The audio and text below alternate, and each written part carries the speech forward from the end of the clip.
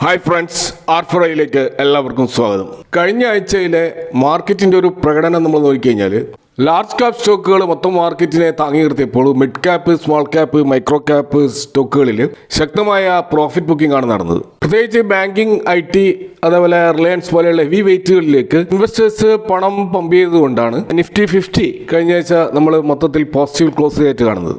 എന്നാൽ അവിടെ Nifty next 50, Nifty mid cap, Nifty small cap ഇവയിലൊക്കെ ഒരുപോലെ നഷ്ടമാണ് കഴിഞ്ഞ ആഴ്ച രേഖപ്പെടുത്തിയിട്ടുള്ളത്. അപ്പോൾ കഴിഞ്ഞ കുറച്ച് കാലമായിട്ട് ഈ ഒരു മാർക്കറ്റ് സെഗ്മെന്റിലുള്ള സ്റ്റോക്കുകൾ ഉയർന്നത് കൊണ്ട് തന്നെ ഓവർ വാല്യൂഡ് പൊസിഷനിലായതുകൊണ്ട് സ്വാഭാവികമായിട്ടും ഇൻവെസ്റ്റേഴ്സ് അവിടെ പ്രോഫിറ്റ് ബുക്കിങ്ങിനുള്ള അവസരമായിട്ട് കണ്ടതാണ് ഈ രീതിയിലുള്ള ഒരു ഇടിവ് അവിടെ നമ്മൾ കാണുന്നത്. കൂടാതെ ഏറ്റവും വലിയ ഇടിവ് രേഖപ്പെടുത്തിയിട്ടുള്ളത് മൈക്രോ ക്യാപ് സ്റ്റോക്കുകളിലാണ്.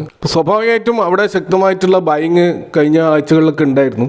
അതിൻ്റെ ഒരു പ്രോഫിറ്റ് ബുക്കിംഗ് ശക്തമായിട്ട് അവിടെ നടന്നു എന്ന് വേണം മനസ്സിലാക്കാൻ. അതുപോലെ കഴിഞ്ഞ ആഴ്ച വിവിധ സെക്ടറുകളുടെ ഒരു പ്രകടനം നമ്മൾ പരിശോധിച്ചാൽ അവിടെ ശക്തമായ ഒരു സെക്ടർ റൊട്ടേഷൻ നടന്നതായിട്ട് കാണാം. അതായത് റിസ്ക് കൂടിയ സെക്ടറുകളിൽ നിന്നും പണം പിൻവലിച്ച് ഫെയർലി വാല്യൂഡ് ആയിട്ട് കിടക്കുന്ന IT, ബാങ്കിങ് സ്റ്റോക്കുകളിലേക്ക് ഇൻവെസ്റ്റേഴ്സ് ഫണ്ട് ഷിഫ്റ്റ് ചെയ്തിട്ടുണ്ട്. ഇപ്പോൾ നിഫ്റ്റി IT ആണ് ഏറ്റവും ശക്തമായിട്ട് കഴിഞ്ഞ ആഴ്ച നമ്മൾ കാണുന്നത്. ഗ്ലോബൽ ലെവലിൽ ഇൻട്രസ്റ്റ് റേറ്റ് കുറയാൻ പോകുന്നു എന്നുള്ള ഒരു ഇൻഡിക്കേഷനും അതുപോലെ മുൻനിര US IT കമ്പനികളുടെ വരുമാന വളർച്ചാ പ്രതീക്ഷകളും IT സ്റ്റോക്കുകൾക്ക് ഒരു ഉണർവ് നൽകിയിട്ടുണ്ട്.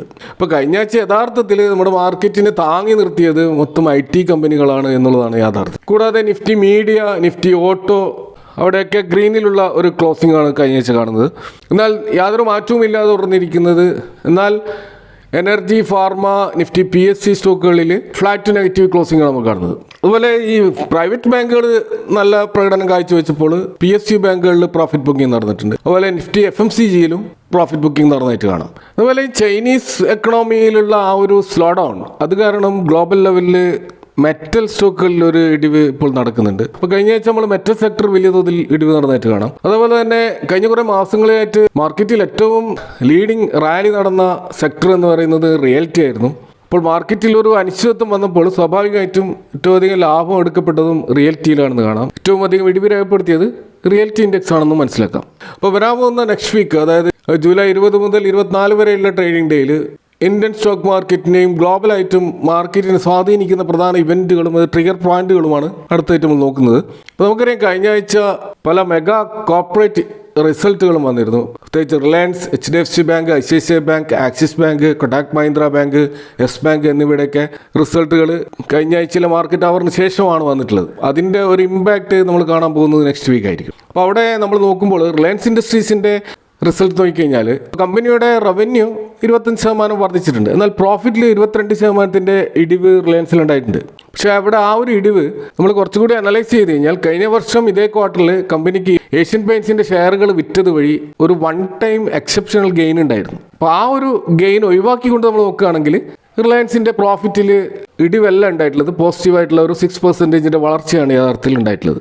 കൂടാതെ റിലയൻസിൻ്റെ ജിയോ പ്ലാറ്റ്ഫോംസ് ഇപ്രാവശ്യവും റിലയൻസിന്റെ മൊത്തം വരുമാനത്തിൽ വലിയ കോൺട്രിബ്യൂഷനാണ് നൽകിയത്. അവരുടെ നെറ്റ് പ്രോഫിറ്റ് 9% വർദ്ധിച്ചു. കൂടാതെ കൺസ്യൂമേഴ്സിന്റെ എണ്ണവും വലിയ തോതിൽ വർദ്ധിച്ചു. അപ്പോൾ അതുകൊണ്ട് തന്നെ വരാൻ പോകുന്ന ജിയോ ഈ ടെലികോം ഡിജിറ്റൽ IPO അത് വലിയൊരു പ്രതീക്ഷയാണ് ഇൻവെസ്റ്റേഴ്സ് നൽകുന്നത്. കൂടാതെ റിലയൻസിന്റെ ഓയിൽ ടു കെമിക്കൽ ബിസിനസ്, പ്രത്യേകിച്ച് ഇന്റർനാഷണൽ മാർക്കറ്റിൽ ക്രൂഡ് ഓയിലിന്റെ വില വർദ്ധിച്ചതുകൊണ്ട് തന്നെ മൊത്തത്തിലുള്ള വരുമാനത്തിൽ കാര്യമായ കോൺട്രിബ്യൂഷൻ ഇവിടെ നിന്നും ഉണ്ടായിട്ടുണ്ട്. അതുപോലെ റിലയൻസിന്റെ റീറ്റെയിൽ മേഖലയിൽ 7% വർധനം ഉണ്ടായിട്ടുണ്ട്.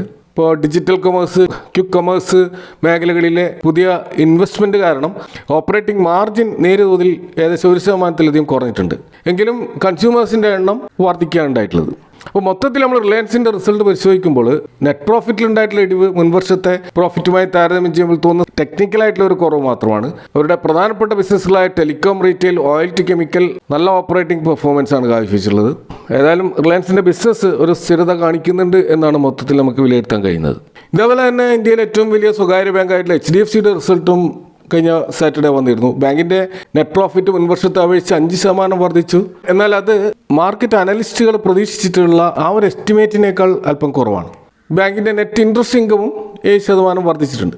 കൂടാതെ അസറ്റ് ക്വാളിറ്റി വലിയ തകർച്ചയില്ലാതെ സ്ഥിരതയോടെ തുടരുന്നതായിട്ടും കാണാം. അപ്പോൾ HDFCയിലെ റിസൾട്ട് മൊത്തത്തിൽ നോക്കുമ്പോൾ വലിയ കുതിച്ചുകാട്ടം ഇല്ലെങ്കിലും ലോങ് ടേമിൽ ബാങ്കിൻ്റെ ബിസിനസ് ബേസ് വളരെ സ്ട്രോങ് ആയിട്ട് തന്നെ തുടരുകയാണ്. അപ്പോൾ ആ റിസൾട്ടിന് മൊത്തത്തിൽ നമുക്ക് ഒരു മോഡറേറ്റ് ഗ്രോത്ത് ആയിട്ട് മാത്രമേ കാണാൻ കഴിയുള്ളൂ.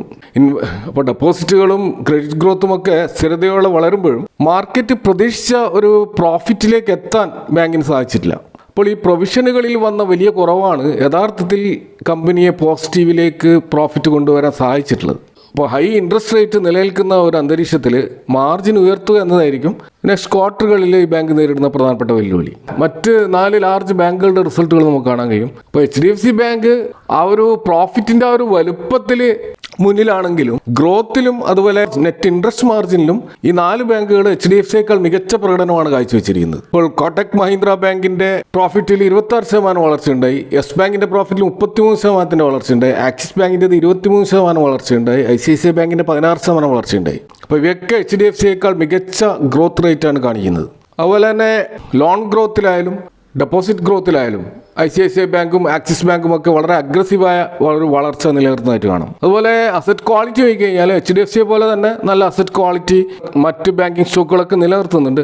യെസ് ബാങ്ക് അവിടെ ഗ്രോസ് NPA 1.3 കുറച്ചു കൊണ്ടുവന്നത് വളരെയധികം ശ്രദ്ധേയമായ ഒരു കാര്യമാണ്. അപ്പോൾ ഈ റിസൾട്ടുകളുടെ ഒരു വിലയിരുത്തൽ സ്വാഭാവികമായിട്ട് നെക്സ്റ്റ് വീക്ക് നമുക്ക് മാർക്കറ്റിൽ കാണാൻ കഴിയും. അതുപോലെ ഈ ക്വാർട്ടർലി റിസൾട്ടുകളിൽ നെക്സ്റ്റ് വീക്ക് പ്രധാനപ്പെട്ട ഒരു റിസൾട്ട് നമ്മൾ പ്രതീക്ഷിക്കുന്നത് ഇൻഫോസിസിൻ്റെ റിസൾട്ടാണ്. അതും IT സ്റ്റോക്കുകൾ വലിയ തോതിൽ സ്വാധീനിക്കാൻ പോകുന്ന ഒരു റിസൾട്ടായിരിക്കും. ഇതേപോലെ മറ്റൊരു കാര്യം നമ്മൾ ശ്രദ്ധിക്കേണ്ടത്, നമ്മളിതിന് മുമ്പേ കണ്ടതാണ്, അതായത് ജൂലൈ 27 മുമ്പ് ഇന്ത്യ US ട്രേഡ് ഡീല് ഉണ്ടാകുമെന്ന് മുമ്പ് വളരെ പോസിറ്റീവായിട്ടുള്ള വാർത്തകളുണ്ടായിരുന്നു. അപ്പോൾ ഇന്ത്യ US ട്രേഡുമായി ബന്ധപ്പെട്ട ആ ഒരു ഫ്രെയിം വർക്ക് ഡീല് തയ്യാറാണെന്ന് കൊമേഴ്സ് മിനിസ്ട്രി ഒക്കെ സ്ഥിരീകരിച്ചാണ്. ഈ ഡെഡ് ലൈന് മുമ്പായിട്ട് ഇത് ഒപ്പുവെക്കപ്പെടുമോ എന്നുള്ള കാര്യത്തിൽ ഇപ്പോഴും സംശയം നിലനിൽക്കുകയാണ്. ഇപ്പോഴും പറയുന്നത് ശരിയായ സമയത്ത് കരാർ ഒപ്പുവെക്കുമെന്ന് മാത്രമാണ്. ഇരു രാജ്യങ്ങളും തമ്മിൽ വലിയ തർക്കങ്ങളൊന്നും ഇല്ലെങ്കിലും അടുത്ത ആഴ്ച കരാർ ഒപ്പുവെക്കുമെന്ന കാര്യത്തിൽ ഒഫീഷ്യലായിട്ട് യാതൊരുവിധ സ്ഥിരീകരണങ്ങളും ഇതുവരെ വന്നിട്ടില്ല. അപ്പോൾ ഏതെങ്കിലും വിധത്തിലുള്ള ഒരു പോസിറ്റീവ് ന്യൂസ് ഈ ഒരു മേഖലയുമായി നെക്സ്റ്റ് വീക്ക് വരികയാണെങ്കിൽ അത് മാർക്കറ്റിൽ തീർച്ചയായിട്ടും ഒരു പോസിറ്റീവ് സെൻറ്റിമെൻറ്റ്സ് ക്രിയേറ്റ് ചെയ്തേക്കാം. ഇതേപോലെ നമ്മുടെ മാർക്കറ്റിൽ ഇപ്പോൾ ഒരു ഇൻഡെക്സ് റീഷഫ്ലിംഗ് കാണാൻ കഴിയും. നമുക്കറിയാം ഈ ടോറന്റ് ഫാർമസ്യൂട്ടിക്കൽസും JB കെമിക്കൽസ് ആൻഡ് ഫാർമസ്യൂട്ടിക്കൽസും തമ്മിലുള്ള മേർജറിന് ശേഷം പല വിധത്തിലുള്ള ചേഞ്ചസും ഈ ബ്രോഡ് മാർക്കറ്റ് ഇൻഡെക്സിൽ നമുക്ക് കാണാൻ കഴിയും. കാരണം ഈ JB കെമിക്കൽസ് മാർക്കറ്റിൽ നിന്ന് ഡീലിസ്റ്റ് ചെയ്യപ്പെടുകയാണ്. അപ്പോൾ അതുകൊണ്ട് തന്നെ പല ഇൻഡെക്സുകളിലും പ്രസൻസ് ഉള്ള ഈ JB കെമിക്കൽസിനെ അവിടെ നിന്ന് മാറ്റുന്നത് കൊണ്ട് തന്നെ അവിടെ മറ്റ് സ്റ്റോക്കുകൾ ആഡ് ചെയ്യപ്പെടേണ്ടതുണ്ട്. ഇപ്പോൾ നമ്മൾ കാണുന്നത് ഈ JB chemicals and pharmaceuticals Nifty 500, Nifty small cap 250, Nifty mid cap 400, Nifty pharma, Nifty total market, Nifty small cap 500 ഇതിൽ നിന്നൊക്കെ JB കെമിക്കൽസ് ഒഴിവാക്കപ്പെടുകയാണ്. അപ്പോൾ അതിന് പകരമായിട്ട് നിഫ്റ്റി 500 ഇപ്പോൾ ഇടപെടാൻ പോകുന്നത് പ്രൈം ഫോക്കസ് ആണ്. അതുപോലെ Nifty small cap 250 Nifty mid small cap 400 ഈ പ്രൈം ഫോക്കസ് സ്ഥാനം നേടുകയാണ്. ഇതേപോലെ നിഫ്റ്റി ടോട്ടൽ മാർക്കറ്റ് ഇൻഡെക്സിൽ ഗ്രിൻഡ്വെൽ നോർട്ടൺ ആഡ് ചെയ്യപ്പെടുകയാണ്. കൂടാതെ Nifty micro cap 250 prime focus അവിടെ നിന്ന് അപ്ഗ്രേഡ് ചെയ്യപ്പെടുന്നതുകൊണ്ട് അതിന് പകരമായിട്ട് ഗ്രിൻഡ്വെൽ നോർട്ടൺ ആണ് ആഡ് ചെയ്യപ്പെടുന്നത്. അതുപോലെ നിഫ്റ്റി സ്മോൾ ക്യാപ് 500 JB കെമിക്കൽസിന് പകരമായിട്ട് രത്നമണി മെറ്റൽസ് ആൻഡ് ട്യൂബ്സും വരാൻ പോവുകയാണ്. അതുപോലെ Nifty mid small cap 400 momentum quality 100 Saregama India add ചെയ്യപ്പെടുകയാണ്. ഇതുപോലെ മറ്റൊരു ചേഞ്ച് നമ്മൾ കാണുന്നത് NTPC Nifty 500 low volatility 50 add ചെയ്യപ്പെടുകയാണ്. അതുപോലെ FMCG ജയന്റ് ആയിട്ടുള്ള ITC നിഫ്റ്റി 500 മൾട്ടി ഫാക്ടർ 50 ഇൻഡെക്സിലേക്ക് ആഡ് ചെയ്യപ്പെടുകയാണ്. അതുപോലെ Force Motors Nifty 500 multi cap India manufacturing ഇൻഡെക്സിലും സ്ഥാനം നേടുകയാണ്. അതുപോലെ IEX Nifty small cap 250 quality 50 ഇൻഡെക്സിലേക്ക് ആഡ് ചെയ്യപ്പെടുകയാണ്. അതുപോലെ Zydus Wellness Nifty small cap 250 അതുപോലെ മൊമെന്റം ക്വാളിറ്റി 100 എൻ്റർ ചെയ്യപ്പെടുകയാണ്. അപ്പോൾ ഈ രീതിയിലുള്ള ചേഞ്ചസ് ഈ സ്റ്റോക്കുകളിലൊക്കെ ഉണ്ടാവുകയാണ്. അപ്പോൾ ഇത്തരം ചേഞ്ചസ് വരുമ്പോൾ സ്വാഭാവികമായിട്ടും മ്യൂച്വൽ ഫണ്ടുകളും ETF-കളും ഒക്കെ അവരുടെ പോർട്ട്ഫോളിയോകളും ഇതേപോലെ മാറ്റേണ്ടി വരും. അപ്പോൾ ഇത് ഒഴിവാക്കപ്പെടുന്ന സ്റ്റോക്കുകളിൽ ഒരു സെല്ലിംഗ് പ്രഷറും അതുപോലെ പുതുതായിട്ട് ഉൾപ്പെടുന്ന സ്റ്റോക്കുകളിൽ ഒരു ഇൻഫ്ലോയും നമുക്ക് കാണാൻ സാധിക്കും. അതുപോലെ നെക്സ്റ്റ് വീക്ക് പുറത്തു വരുന്ന ഒരു പ്രധാനപ്പെട്ട ഒരു ഡൊമസ്റ്റിക് മാക്രോ എക്കണോമിക് ഡാറ്റയാണ് ഇന്ത്യയുടെ ഇൻഫ്രാസ്ട്രക്ചർ ഔട്ട്പുട്ട്. ജൂൺ മാസത്തെ ഡാറ്റ ജൂലൈ 20 തിങ്കളാഴ്ചയാണ് പുറത്തു വരിക. അപ്പോൾ ഈ ഒരു ഇൻഡെക്സ് എന്ന് പറയുന്നത് 8 പ്രധാനപ്പെട്ട ഇന്ത്യയുടെ വ്യവസായ മേഖലകളെ ഉൾപ്പെടുത്തിയുള്ള ഒരു ഇൻഡെക്സാണ്. കൽക്കരി, crude oil, natural gas, refinery ഉൽപ്പന്നങ്ങൾ, വളം, സ്റ്റീല്, സിമെന്റ്, ഇലക്ട്രിസിറ്റി തുടങ്ങിയവയൊക്കെയാണ് ഈ ഒരു ഇൻഡെക്സിൽ ഉണ്ടായിരുന്നത്. ഇന്ത്യയുടെ ആ ഒരു ഇൻഡസ്ട്രിയൽ ഡെവലപ്മെന്റിനും അതുപോലെ തന്നെ മാനുഫാക്ചറിങ് മേഖലയിലും ഈ അയൺ ഓറിൻ്റെ അഥവാ ഇരുമ്പയിരിൻ്റെ ആ ഒരു പ്രാധാന്യം കണക്കിലെടുത്തുകൊണ്ട് ഇപ്പോൾ 8 പകരം 9 കോർ സെക്ടറുകളാണ് ഇൻഡെക്സിൽ ഉൾപ്പെടുത്തിയിരിക്കുന്നത്. അപ്പോൾ ഇതോടെ 8 പ്രധാന വ്യവസായങ്ങൾ എന്ന ലെവലിൽ നിന്നും 9 പ്രധാന വ്യവസായങ്ങൾ എന്ന ലെവലിലേക്ക് ആ ഒരു ഇൻഡെക്സ് മാറുന്നുണ്ട്. അപ്പോൾ പുതിയ ഈ ഒരു ചേഞ്ചിൻ്റെ ഭാഗമായിട്ട് ഇലക്ട്രിസിറ്റി മേഖലയ്ക്കാണ് ഏറ്റവും അധികം വെയിറ്റേജ് കൊടുത്തുള്ളത്. 30.9% വെയിറ്റേജ് ഇലക്ട്രിസിറ്റിക്ക് ഉണ്ട്. മുമ്പ് ഏറ്റവും അധികം വെയിറ്റേജ് കൊടുത്തിരുന്നത് റിഫൈനറി ഉൽപ്പന്നങ്ങൾക്കായിരുന്നു. ആ വെയിറ്റേജ് ആണ് കുറച്ചിരിക്കുന്നത്. അപ്പോൾ ഈ ഒരു ഡാറ്റയുടെ പ്രത്യേകത ഇന്ത്യയുടെ മൊത്തം ഇൻഡസ്ട്രിയൽ മാനുഫാക്ചറിങ്ങിൻ ആ ഒരു സൂചന നൽകുന്ന ഏകദേശം 40% ഡാറ്റ കോൺട്രിബ്യൂട്ട് ചെയ്യുന്നത് ഈ ഒരു കോർ സെക്ടർ ഡാറ്റയാണ്. അപ്പോൾ അതുകൊണ്ട് തന്നെ ഈ ഒരു ഇൻഡസ്ട്രിയൽ ഔട്ട്പുട്ട് ഡാറ്റ വളരെ ഇമ്പോർട്ടൻ്റ് ആണ്. അത് ഇന്ത്യൻ GDP വളർച്ചയുടെയും അതുപോലെ വ്യവസായ പുരോഗതിയെക്കുറിച്ച് കൂടുതൽ കൃത്യമായിട്ടുള്ള ഒരു വിലയിരുത്തൽ നടത്താൻ എക്കണോമിസ്റ്റുകൾക്കും റിസർവ് ബാങ്കിനെയും അത് സഹായിക്കും. ഇപ്പോൾ സ്റ്റോക്ക് മാർക്കറ്റിൽ സ്റ്റീൽ, ഇൻഫ്രാസ്ട്രക്ചർ, പവർ സെക്ടറിലുള്ള സ്റ്റോക്കുകളെ സ്വാധീനിക്കുന്ന ഒരു ഡാറ്റ ആയിരിക്കും അത്. കൂടാതെ ഇൻ്റർനാഷണലി നമ്മൾ നോക്കുകയാണെങ്കിൽ US മാർക്കറ്റിൽ പല ലീഡിംഗ് ടെക്നോളജിക്കൽ സ്റ്റോക്കുകളുടെ റിസൾട്ട് വരുന്നത് നെക്സ്റ്റ് വീക്കാണ്. അത് സ്വാഭാവികമായിട്ടും ഇന്ത്യൻ IT സെക്ടർ സ്റ്റോക്കുകളിലും ശക്തമായ സ്വാധീനം ചെലുത്തുന്ന റിസൾട്ടുകളായിരിക്കും. ഇതേപോലെ ഇപ്പോൾ യഥാർത്ഥത്തിൽ മൊത്തം മാർക്കറ്റിൽ അനിശ്ചിതത്വത്തിലേക്ക് തള്ളിവിട്ടുകൊണ്ടിരിക്കുന്ന മിഡിൽ ഈസ്റ്റ് ക്രൈസിസ് അതിപ്പോൾ കൂടുതൽ രൂക്ഷമായിക്കൊണ്ടിരിക്കുകയാണ്. അതുകൊണ്ട് തന്നെ ബ്രന്റ് ക്രൂഡിൻ്റെ വില ഇപ്പോൾ ഈ അടുത്ത കാലത്തുള്ള ഏറ്റവും ഉയർന്ന നിരക്കിലേക്ക് എത്തിയിട്ടുണ്ട്. ഇപ്പോൾ $88 പെർ ബാരൽ എന്ന ലെവലാണ് നിൽക്കുന്നത്. ഇത് തീർച്ചയായിട്ടും വളരെ ആശങ്ക ഉണ്ടാക്കുന്ന ഒരു പ്രൈസാണ്. കാരണം ഈ രീതിയിൽ പോവുകയാണെങ്കിൽ അത് 100 മുകളിലേക്ക് ക്രൂഡ് ഓയിൽ പ്രൈസ് കയറിക്കഴിഞ്ഞാൽ തീർച്ചയായിട്ടും നമ്മുടെ മാർക്കറ്റിൽ അത് വലിയൊരു ക്രാഷിന് കാരണമാകും. ഇത് കൂടാതെ റൂപ്പി വാല്യൂ ഇതിൻ്റെ ഭാഗമായിട്ട് കൂടിയിട്ടുണ്ട്. അതുകൊണ്ട് തന്നെ FIAസിൻ്റെ ഔട്ട്ഫ്ലോയും വർദ്ധിച്ചിട്ടുണ്ട്. ഇപ്പോൾ നമുക്കറിയാം കഴിഞ്ഞ ആഴ്ചകളിൽ നമ്മൾ കണ്ടതാണ് FIAs ജൂലൈ മാസം അവർ നെറ്റ് ബയേഴ്സായിട്ട് നിൽക്കുകയായിരുന്നു. എന്നാൽ കഴിഞ്ഞ ആഴ്ച 5 ട്രേഡിംഗ് ഡേയിലും അവർ സെല്ലേഴ്സായിട്ട് മാറിയിരിക്കുകയാണ്. ഇപ്പോൾ നിലവിലിപ്പോൾ നമ്മൾ ഈ ജൂലൈ മാസത്തെ ലാസ്റ്റ് ട്രേഡിംഗ് ഡേ വരെയുള്ള ഡാറ്റകൾ പരിശോധിച്ചാൽ ഇപ്പോൾ FIAs ഏകദേശം 4500 കോടിയോളം നെറ്റ് സെല്ലേഴ്സായിട്ട് മാറിയിരിക്കുകയാണ്. എങ്കിലും താരതമ്യേന മറ്റു മാസങ്ങളെ അപേക്ഷിച്ചിട്ട് ഇത് കുറവാണ്. അതുകൊണ്ട് തന്നെ ഈ FIAസിൻ്റെ അടുത്ത ആഴ്ചയിലുള്ള അവരുടെ നീക്കങ്ങൾ വളരെ പ്രധാനപ്പെട്ടതാണ്.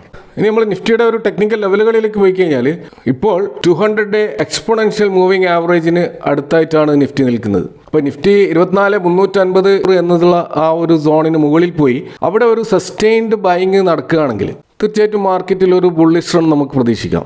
എന്നാൽ നിലവിൽ നടന്നുകൊണ്ടിരിക്കുന്ന മിഡിൽ ഈസ്റ്റ് ക്രൈസിസ് അത് പരിഹരിക്കപ്പെടാതെ തുടരുന്നതിനാലും അതുപോലെ തന്നെ പീസ് ടോക്സുമായി ബന്ധപ്പെട്ട പുതിയ നീക്കങ്ങളൊന്നും കാണാത്തതിനാലും തീർച്ചയായിട്ടും അവിടെ ഒരു അനിശ്ചിതത്വം നിലനിൽക്കുന്നുണ്ട്. അതുകൊണ്ട് തന്നെ മാർക്കറ്റ് ഏത് സമയം ഒരു ഗ്യാപ് ഡൗൺ ഓപ്പണിംഗ് നമുക്ക് പ്രതീക്ഷിക്കേണ്ടി വരും. അപ്പോൾ അത്തരത്തിൽ പോവുകയാണെങ്കിൽ ഇമ്മീഡിയറ്റ് സപ്പോർട്ട് 24,200 അത് കഴിഞ്ഞാൽ 24,000 അപ്പോൾ അതുകൊണ്ട് തന്നെ മാർക്കറ്റിൽ നിലവിൽ ഒരു വെയിറ്റ് ആൻഡ് വാച്ച് മോഡിലേക്ക് മാറിയിട്ടുണ്ട്.